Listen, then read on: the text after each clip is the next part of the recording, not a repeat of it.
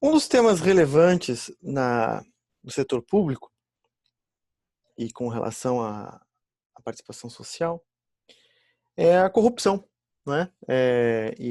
Enfim, a Public Choice aí tem toda uma concepção teórica sobre a gestão pública e é um tema que também está sempre na boca do povo, né? E que é utilizada nos discursos políticos e tudo. Bom, então, transparência e controle social é um dos tópicos aqui relevantes no setor público, no Estado e tudo, né? E aí a gente pensa, né, como combater a corrupção e como medir a corrupção, que é algo bastante difícil. Geralmente, eu vou chamar aqui num discurso político vulgar, há um apelo, né, à moralidade, tá certo? A- Apelo aos bons princípios, aos homens corretos, dignos e éticos, que são supostamente mais capazes de combater a corrupção e esses problemas que existem no Estado. Bom, mas esse não é o método mais adequado, na verdade, da gente combater a corrupção. Como que a gente combate a corrupção? Não é com o discurso moralista, nem com arrobo retórico, nem com chilique, né? É com transparência, transparência na gestão pública, transparência de informação, de dados, de pesquisa, transparência da coisa pública e instituições independentes, que também têm as suas falhas, é preciso destacar, né? Mas o Ministério Público, tanto da União quanto subnacionais, o Tribunal de Contas da União, o Tribunal de Contas estaduais, o sistema judiciário, a Polícia Federal, a imprensa, as casas legislativas, a Polícia Civil, instituições de Estado e da sociedade também, como a imprensa, da sociedade independente, que tenham capacidade de executar autonomamente as suas políticas e o seu controle, não é? Por instituições de controle, como esses que existem, atuando de forma independente. Então, é preciso ter um arcabouço legal, institucional, que garanta que essas instituições atuem de forma independente. Não que essas instituições não tenham problemas, elas têm também. Né? O Ministério Público, o Tribunal de Contas, o Judiciário, a Polícia Federal, não estão livres de corrupção. Né? Então, a Public Choice nos ensina que a gente não pode ser ingênuo, imaginar que as pessoas são boazinhas e que pessoas boazinhas vão fazer políticas boazinhas. Então, a corrupção existe desde sempre, em qualquer sociedade, e vai continuar existindo, certo? Então, a gente precisa ter uma visão realista de como é o ser humano, como funciona a humanidade. Então, essas instituições dependentes que também têm problemas, tá certo? Mas que uma fiscaliza a outra. Então, é isso que garante o combate à corrupção. Né? São transparência e independência de instituições policiais, jurídicas e de controle e combate à, à, à irregularidade. Tá? Então, a gente vai falar aqui de controle social, centrando sobretudo na Lei de Acesso à Informação. Esse material aqui que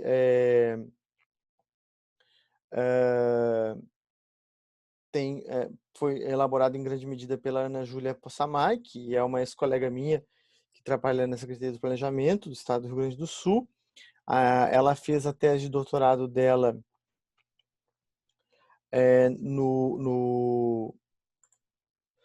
eu queria mostrar aqui para vocês a tese dela, tá? Na URGS de Ciência Política, sobre essa questão do controle, aqui, dados abertos no governo federal brasileiro, desafios de transparência de interoperabilidade, fez na URGS, tá? Está disponível lá na biblioteca da URGS esse material, vou mostrar rapidamente aqui para vocês. Os capítulos aqui dela, né, informação, capacidade estatal e democracia, governo aberto e dados abertos, dados abertos, uma análise institucional, transparência e dados abertos, interoperabilidade e dados abertos, a política de dados abertos do governo federal. Então, essa aqui é a principal referência, tá? Sobretudo o capítulo 4, tá? Transparência e dados abertos. Certo? Então, vou voltar aqui para a apresentação. Esse é o material dela.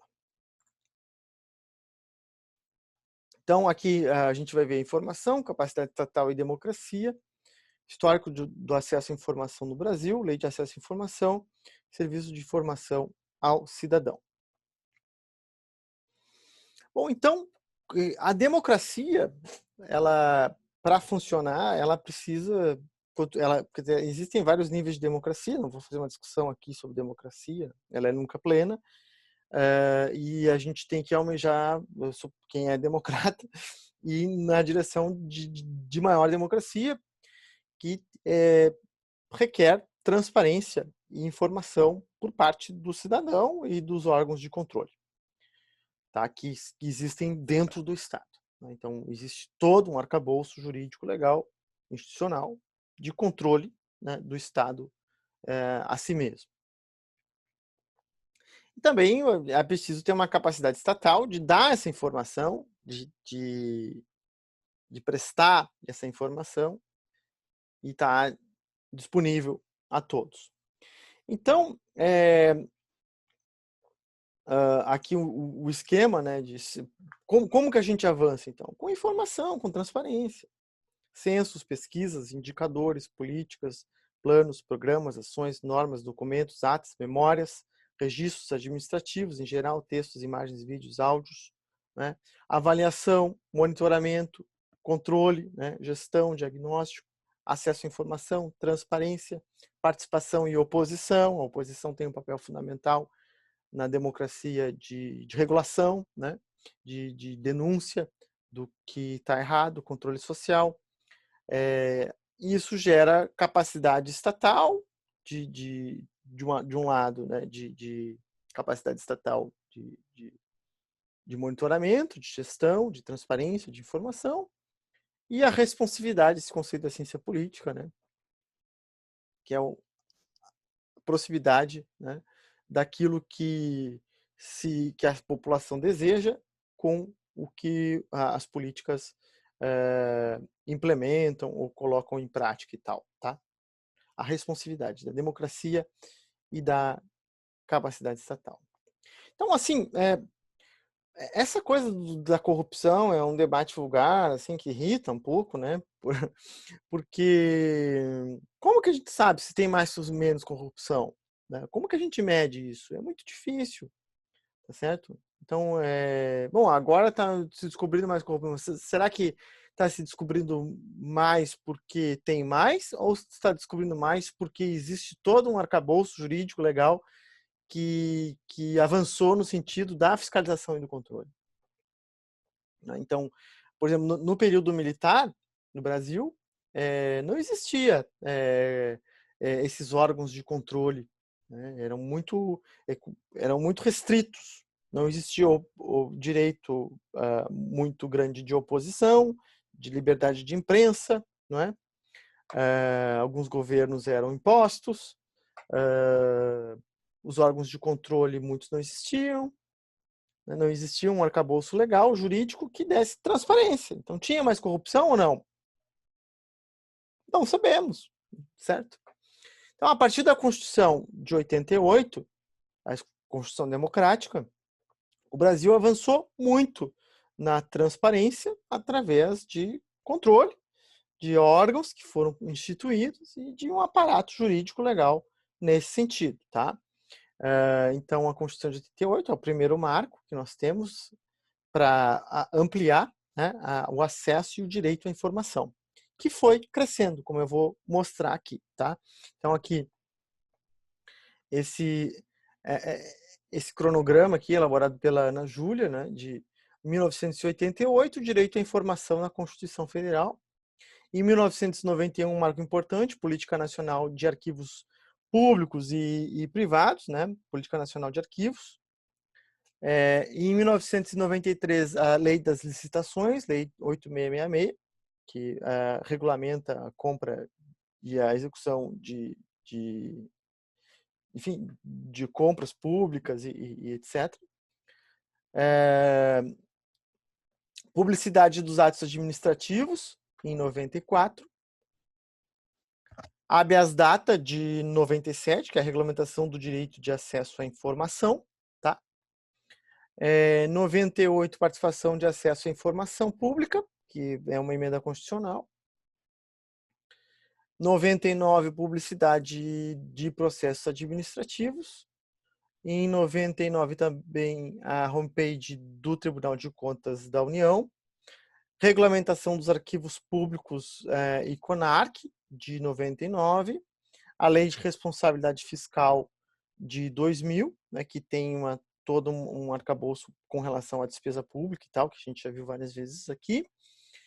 2001, regulamentação dos arquivos públicos e CONARC.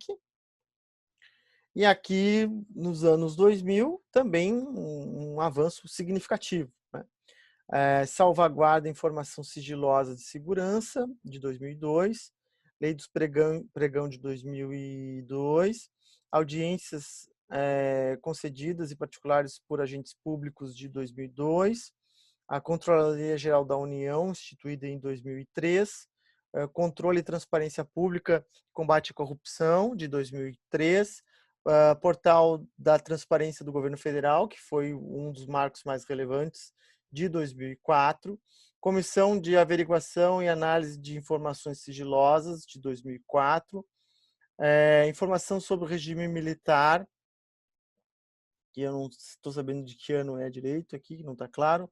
Pregão eletrônico, de 2005. Publicação em processos de contas anuais.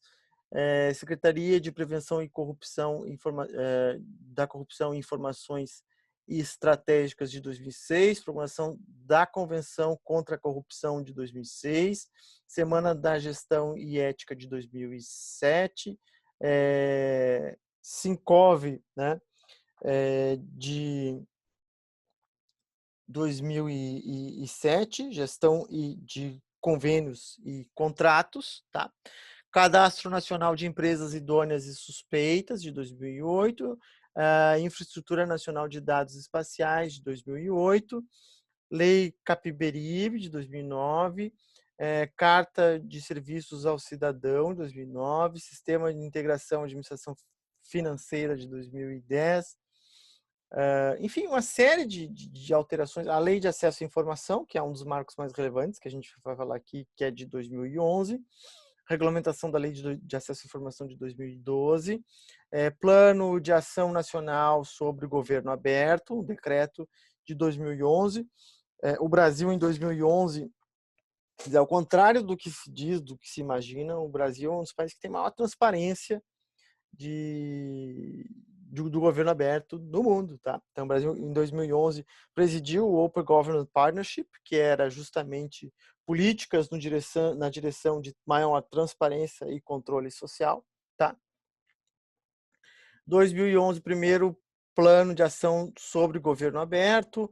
2012, balanço do primeiro ação do governo aberto, que é a publicização geral de todas as informações, né? O governo aberto. Segundo plano de governo aberto, Secretaria de Transparência e Prevenção da Corrupção, de 2013, Lei Anticorrupção, de 2013, Sistema Nacional de Participação Social, Decreto 8.243, de 2014, Projeto de Lei de Dados Pessoais e Compatibilidade de Dados da APF. Bom, então, assim, uma série de leis, né? A própria instituição do Ministério Público, né, a autonomia do Ministério Público, Constituição de 88, enfim, uma série de arcabouços legais. Então, ao contrário do que se imagina, o Brasil avançou muito no combate à corrupção. Tá? E para a gente ver que arroubo de oratória vale muito pouco, o que vale de fato são leis, instituições, transparência, informação. É assim que se combate a corrupção, né? Não é com discurso moralista. Em 2015, 16, o Brasil viu um grande discurso moralista ali com relação à política de combate à corrupção, que era um momento que o Brasil estava avançando muito no combate à corrupção, né? E o que aconteceu na prática ali depois no governo Temer? Uma das primeiras ações do governo Temer foi eliminar a Controladoria Geral da União, né? Que foi em 2016, logo no início do governo Temer. Então, o Brasil, de 2016 para cá, mudou a política de transparência, tá retrocedendo na transparência, essa é a verdade, né? De informações e tudo, se a gente for ver pelos decretos, pelo aparato jurídico legal, o que tem acontecido na concretude, né? Logo que começou o governo Temer, teve a extinção da Controladoria Geral da União. Em 2019, logo que começou o governo Bolsonaro, teve o decreto 9.690, que alterava a lei de acesso à informação, impondo maior sigilo, que foi derrubado pelo Congresso Nacional, mas ia no sentido de reduzir a transparência, né? Decreto 9.759 de 2009 extingue e estabelece diretrizes, regras e limitação para colegiados da administração pública federal. Aquele decreto de transparência e política nacional de participação social foi extinto em 2019. O decreto 8.243 foi extinto. Houve a reformulação do Comitê de Combate à Corrupção, retirada de poderes de alguns órgãos. Em 2019, houve a nomeação no Ministério Público da União de um procurador que não estava na lista tríplice, né, enfim, né, uma redução de independência do Ministério Público. Isso aconteceu também na Polícia Federal, em 2020. Houve em 2020 a medida provisória 928, que suspendia o prazo da Lei de Acesso à Informação, mas que foi suspensa por inconstitucionalidade. Então, na verdade, o Executivo Nacional, desde o governo Temer, vem retrocedendo na transparência e controle social e na autonomia das instituições, não é? Muito embora o Judiciário e o Congresso estejam revogando as políticas adotadas pelo governo. Bom, então vamos falar um pouco mais da Lei de Acesso à Informação, que é um dos principais marcos da história brasileira de transparência, né, de 2011. E entrou em vigência em 2012, tá? O que a Lei de Acesso à Informação dizia respeito a todos os órgãos públicos e todos os níveis de governo e todas as esferas, os níveis de governo, União, Estados e municípios, tá? Os poderes, Executivo, Legislativo, Judiciário e Ministério Público, e todos os níveis de administração direta e indireta. Tudo que é público, né, ou que tem capital público, de alguma forma, está sob a Lei de Acesso à Informação, que é a maior lei de transparência da história brasileira. Tá? É o princípio da divulgação máxima, em que o acesso é a regra e o sigilo é a exceção. Então, uma ampliação muito grande de informação que regulamenta o acesso a qualquer cidadão às informações sob guarda de órgãos públicos da administração direta e indireta dos poderes executivo, legislativo, judiciário, Ministério Público, em todos os níveis, com ressalva para informações pessoais e algo que diz respeito a sigilo, por exemplo. Então, quer dizer, uma lei que regulamenta que o cidadão tem acesso à informação, a tudo que é público, toda a informação que está guardada no órgão público, salvo, por exemplo, não pode pedir onde mora o servidor fulano de tal, né, que diz respeito ao sigilo pessoal do servidor. Isso não pode. Mas informações que são públicas, de interesse público, são acessíveis a todos desde 2012. E aí, bom, toda uma regulamentação legal, né, nesse sentido. Eu trabalhava no Estado na época que essa lei entrou em vigor, e lembro muito bem disso aqui, que houve uma série de reuniões com relação à Lei de Acesso à Informação, Então, todo cidadão passa a ter direito a requisitar informações, e no início que entrou essa lei em vigor, houve uma avalanche de pedidos, sobretudo da imprensa, com relação a informações, tá?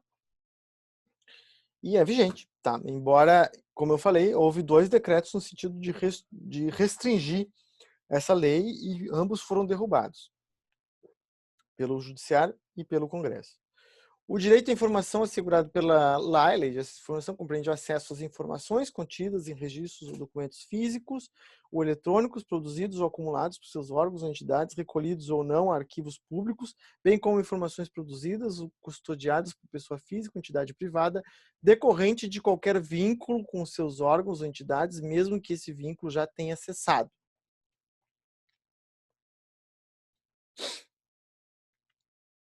Então, ela abrange também, né, informações recebidas por entidades privadas sem fins lucrativos, que tenham algo de realização de interesse público, tá?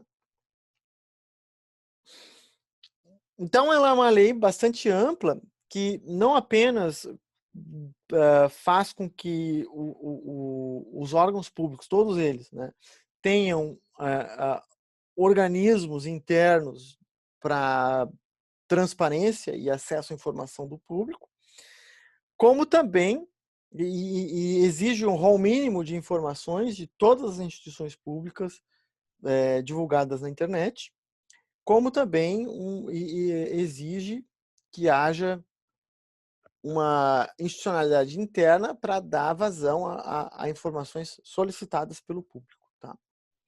Então, uma é a transparência ativa, que é dever de todo órgão divulgar na internet um rol mínimo de informações públicas, competências, estrutura organizacional, endereços e telefone das respectivas unidades e horário de atendimento ao público, despesas, repasses ou transferências de recursos financeiros, procedimentos licitatórios, dados gerais de acompanhamento de programas, ações, projetos, obras, bem como respostas a perguntas mais frequentes.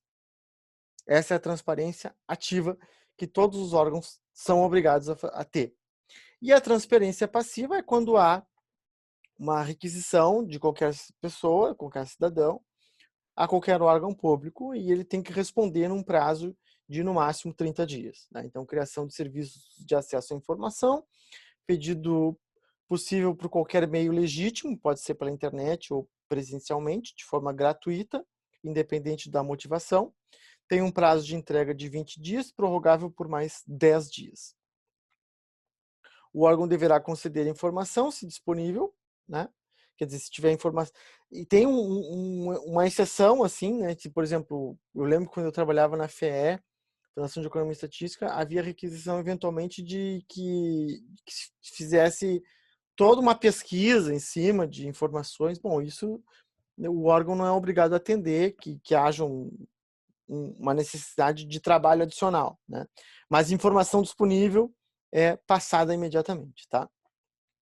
Então é possível ter uma recusa, seja por sigilo, seja por exigir um tempo de trabalho que não está disponível no momento, por exemplo, pesquisar quantas pessoas que morreram em 2015 por infarto. Bom, se essa informação não está disponível em dados públicos, que exigiria uma pesquisa adicional, pode ter a recusa, tá? Então, nesse sentido.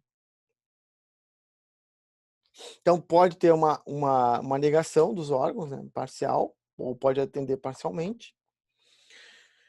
E, em caso de recurso, mais 10 dias e um prazo de resposta de 5 dias. Tá? Então, é bastante rígido. Aqui as possibilidades de recusa, né, sigilo, informações pessoais, sigilo fiscal, bancário, judicial, ou pedidos genéricos desproporcionais desarrosados, que exijam trabalhos adicionais, como eu falei anteriormente. Então, assim, né, isso está vigorando, né, essa lei aqui, né, e todos os órgãos públicos têm, né, aqui vamos ver aqui, por exemplo, se a gente entrar no site da URGS, vai ter aqui, né, acesso à informação, né, que a gente pode ir direto aqui, pedir informações com relação tanto à URGS como à gestão pública, federal e tudo mais, né. Existe a lei de transparência, que a lei, não, o site de transparência, por exemplo, aqui do governo estadual, que tem que ter todas as informações, aquelas que eu falei, né? Central do cidadão, mapa de transparência, dados abertos, tá? Então, todas as informações de dados abertos de todos os níveis de governo, aqui no caso aqui, por que dados abertos e tal, o que a gente quer pedir, tá? Quais são os órgãos, administração pública, agropecuária, assistência social, ciência, etc, etc, etc, tá? Então, uma série de dados.gov.br, no caso federal, tá? Aqui, portal de transparência e acesso à informação da Prefeitura Municipal de Porto Alegre, serviço de informação ao cidadão. Que aqui, ó, a Lei de Acesso à Informação de 2011, né?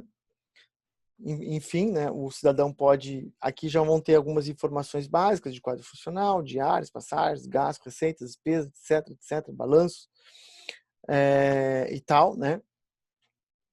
E também pode fazer a sua solicitação, tá? Assim como, por exemplo, aqui do Tribunal de Contas, né? Que pode também pedir via Tribunal de Contas, que é um órgão de regulação. Aqui, Central do Cidadão, do Estado do Rio Grande do Sul, né? Que aí tem a ouvidoria, enfim, acesso à informação, solicitar, acompanhar pedidos, se a pessoa quer pedir. Tudo é bastante transparente, inclusive os dados dos servidores, gastos, despesas, tudo está divulgado, né? Então, o mito de que é uma caixa preta não existe, né? Isso. Transparente, portal de transparência, que é um dos principais marcos também aqui da União, né?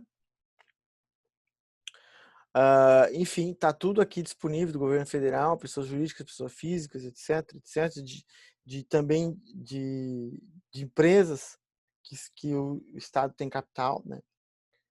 A rede de transparência, enfim, tem muita informação disponível. A gente precisa se organizar, pedir, né?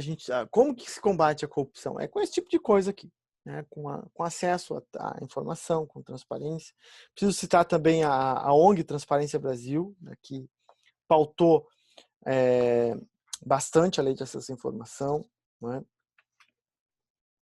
E as leis que vieram de maior transparência. Então, é assim que se combate a corrupção, né? É com transparência e com independência dos órgãos de controle e gestão.